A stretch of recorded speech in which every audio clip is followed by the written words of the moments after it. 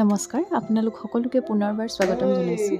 মাঘৰ বিহুৰ কেইদিন মাংস খাই খাই পেটৰ কি অৱস্থা, ভাবিলোঁ একেবাৰে প্লেইনকৈ ভাত এসাঁজ খাওঁ। গতিকে ঘৰত সদায় জুই ধৰা হয়, সেইবাবে আলু 3টা ভৰাই দিলোঁ, বিলাহীও 2টা দিলোঁ আৰু বেঙেনা 3টা পুৰি ল'লোঁ।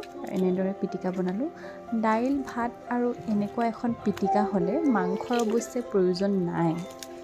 চাওকচোন, মই এনেদৰে বনাই খাই খুব বেছি ভাল পাওঁ।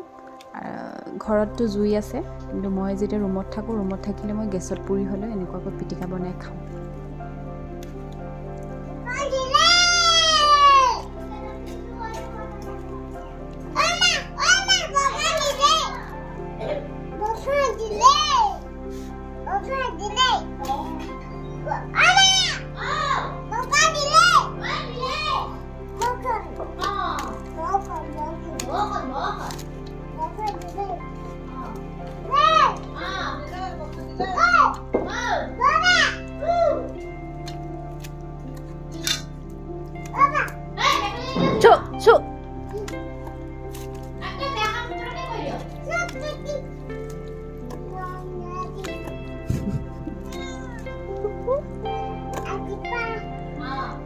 মোৰ পিটিকা ৰেডি আৰু এটা পোৰা মাছ আছিলে।